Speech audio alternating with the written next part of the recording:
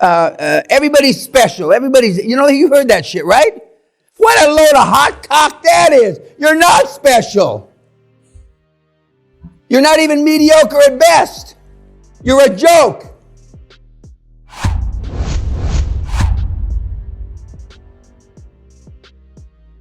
Well, I don't know about the beauty. You're reading too much shit into it, but why aren't you that way? You make it sound easy. Fuck. Other than the cheap cliche, beauty's in the eye of the beholder. Why has that ability missed your lifestyle? You're the average of the four, five, or six people that you spend the most time with. Those 4, 5, or 6 people are normally a mom, maybe a dad, but a mom, an older sibling, a grandparent, right? And how'd that work out for you? It didn't. Or as they say here, it didn't. And I've already gone through some facts that, almost 40% of the people, millennials, don't make as much money as their parents. 35% of men still live at home. I mean, I can go on and on and on and on. Well, I guess that beauty formula doesn't work for everybody. You are who you hang around with. Poorness rubs off. I asked you, what's your parents, grandparents, highest accomplishment? 0, 0, 0, and 0, nothing, nothing, and nothing. And you, nothing. And, I don't know if there's been 100 Steve Jobs or 10 Steve Jobs or a million Steve Jobs. But you don't have to explain about Steve Jobs, the name, do you? He was a first-class asshole. Only recognized his daughter when he found out she was smart. And when his birth parents found out who he was, they gave him up for adoption. He told him to piss off. Didn't have anything to do with him, as I would have. He didn't ask them why. Why did you abandon me? See, you dipshits would want to know why. Look at yourself in the fucking mirror, and that'll tell you why they abandoned you. If you think, you know how they say in these commercials where fat people wearing lingerie and shit like that, which just grinds my ass. Everybody's special. You heard that shit, right? What a load of hot cock that is. You're not special. You're not even mediocre at best. You're a joke. But nobody tells you, except here. And why do I keep telling you? Because it works. Because someplace down deep in the recesses of your little pea brain, I may be able to snap something where the synapses weren't connecting and then they connected, and the rest of your life is different. That doesn't happen very often. Some of the people that you heard so far, I've been able to do that. But you've got the book, Release Your Brakes, by Jim Newman, one of my mentors. Now, how do I why are my mentors, these guys, world class? And yours are hot cock nothing? Because I've had the self-confidence.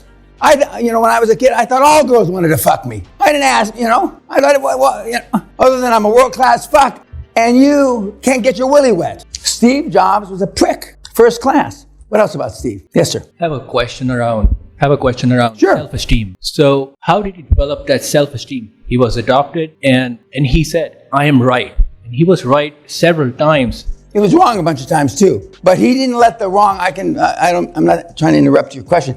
He didn't allow his mistakes to get away for his future successes. Remember I said, I can't remember the last time I failed and you can't remember the last time you succeeded? And I've had some big motherfucking fuck-ups. I told you about 2 or 3. I mean, I also missed out on worldwide wrestling, the fake wrestling, McMahon. I'm coming back from Connecticut. In those days, you're watching videotapes. And they put in a tape and he said, Dan, we can buy these for $10,000 a point or $100,000 a point, whatever it was. So I watched it about 3 or 4 minutes, and there was a guy named Blassie. The wrestler had blonde, white hair. And it was obviously the wrestling was fake.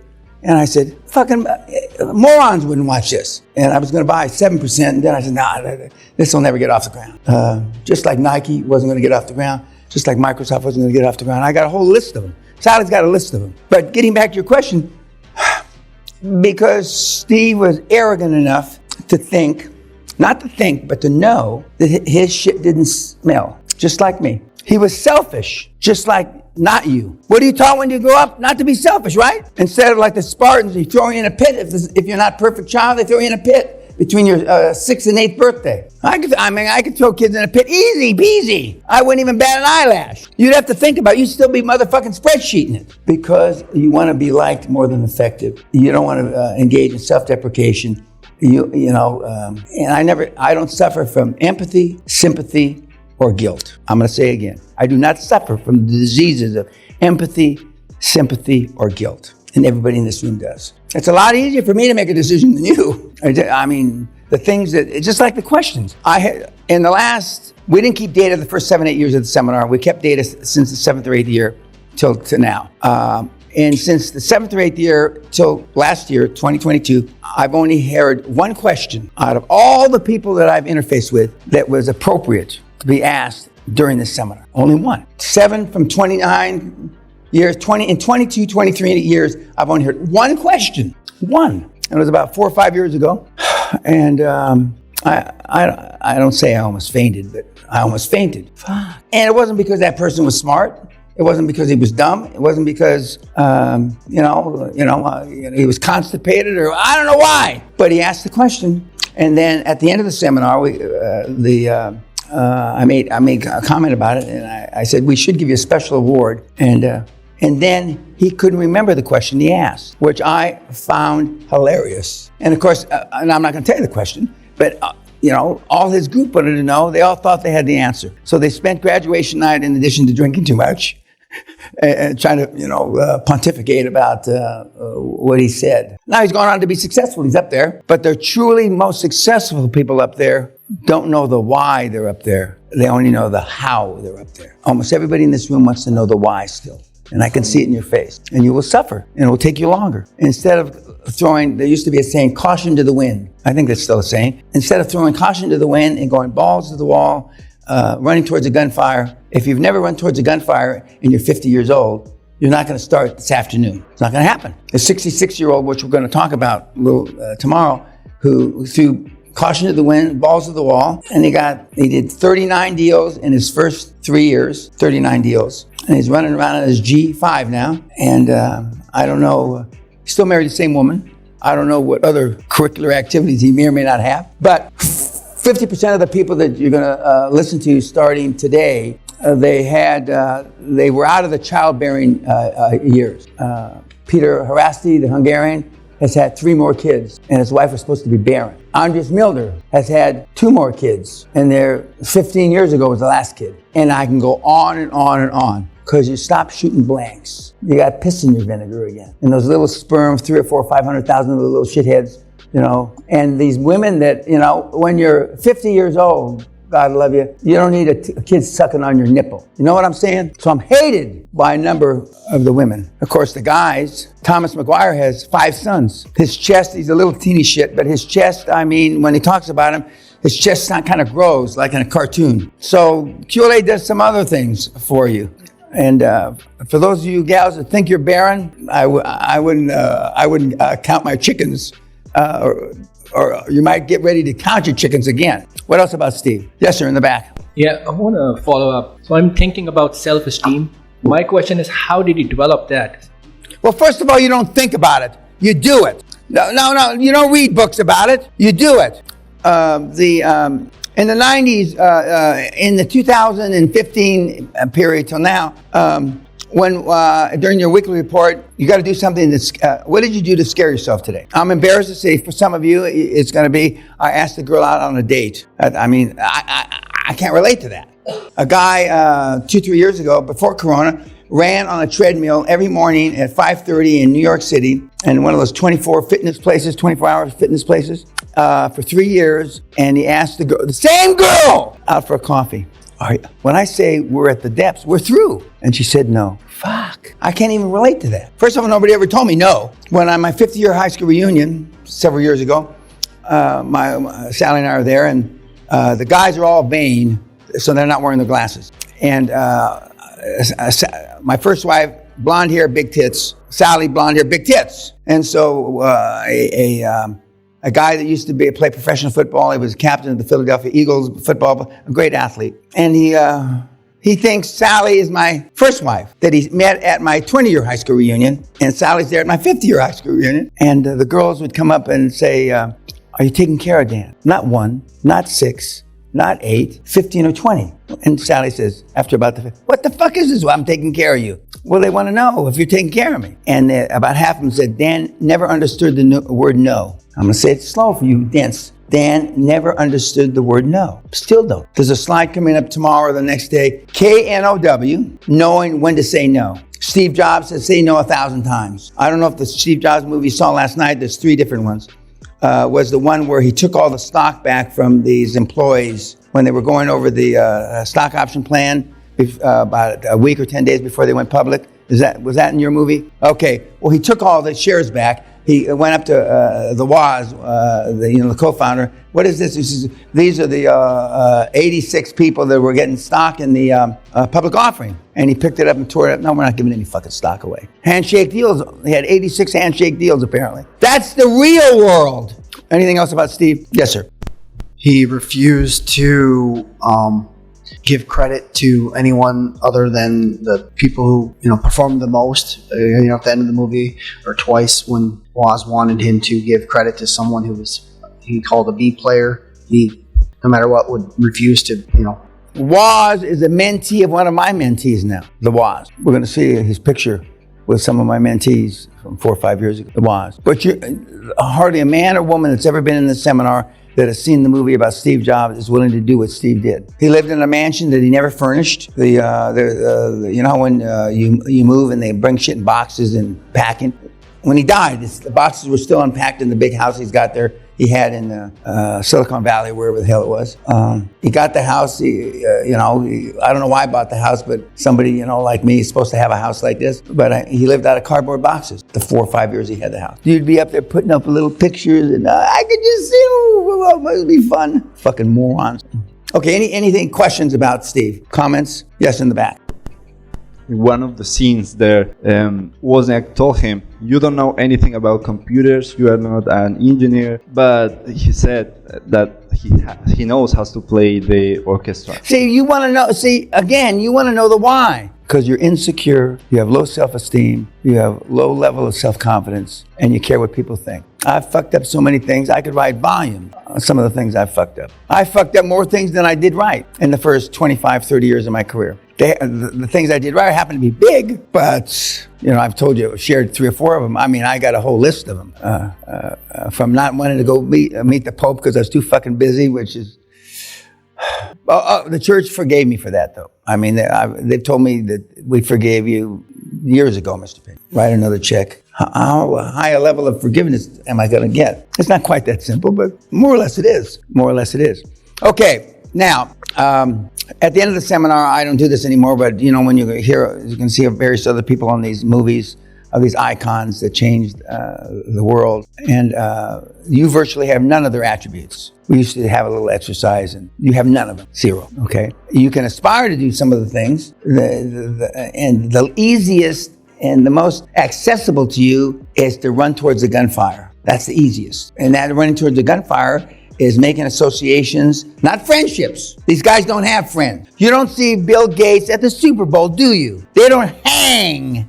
They don't fucking chill. Sally and I were on the Orient Express a few years ago, like the one in the movies, and which is a great experience. I would recommend it highly. And 2 things happened that didn't change my life, but the bar car of the Orient Express is small. And, they may have 300 people in but only maybe 30 can fit in the bar car. And when we walked in the bar car in this tuxedo and we're in there, and Sally and I are standing, you can't even get this close to the bar. And a young Asian couple, I think Japanese, pretty sure Japanese. The guy looked like a Japanese James Bond, and his girlfriend, wife, slut, whatever she was, looked like a Marvel superstar. And they got up and gave us their seats. And at first I was offended. I didn't like it. But a lot of people I'm old enough now that people give me seats. And people hold the door for me now. I don't like that either. And so then Sally says, it's all right, we'll sit down. Thank you very much. We appreciate your kindness. And so I'm still pissed off. 2 drinks later, I'm still pissed off that they gave me their seats. But you're going to meet the kind of people that you want to rub elbows on the Orient Express.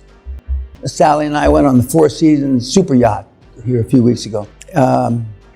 And it's allegedly the most luxurious yacht made. Sally didn't like it because they served the same thing for lunch. The menu didn't change for lunch. And but see, I can eat snail, escargot, and 365 days a year. Stinking of garlic, as my wife would say. When I like something, I like it. I can eat it 3 times a day, escargot. But on that super yacht, there was nobody poor there. Nobody knew there was a recession. Nobody knew that we had a recession in 2020. Nobody knew. Literally, nobody knew. Because it's a different world. Now, some people that were there saved their whole life to be on that trip because it was about 3 or 4 or 5 times more expensive than any other cruise kind of thing that we've ever experienced. But that's why I say, get lawyers you can't afford.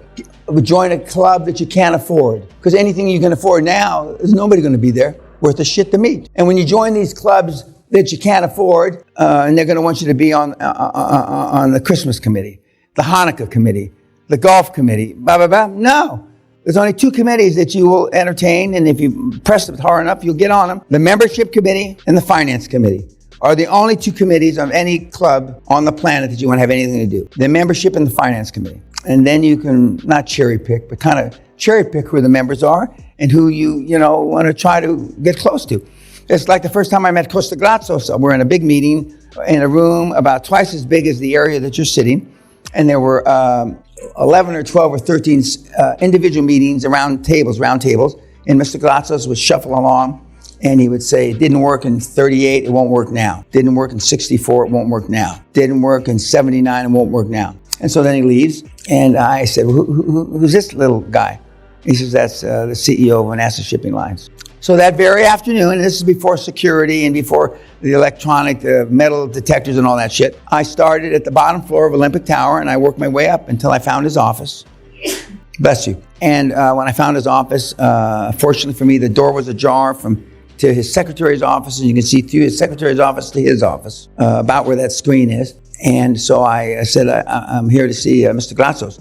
And she said, as most good personal assistants would say, do you have an appointment? He says, no. But I looked through to him, and then he said, and I walked into his office, and he had a banana and an apple. I still remember this. I can see that banana and apple as if it was really here on a plate, and that was his lunch, going to be his lunch. And I instantly recognized it, and I said, I know it's last minute, sir, but can I buy you lunch? He said, yeah. And so we, Le Grand Oui, which is a great restaurant, I recommend it highly, which is right across the street from Olympic Tower. But we went to the men's room first, and most of the advice that he dispensed to me were while he was taking a pee in the urinal.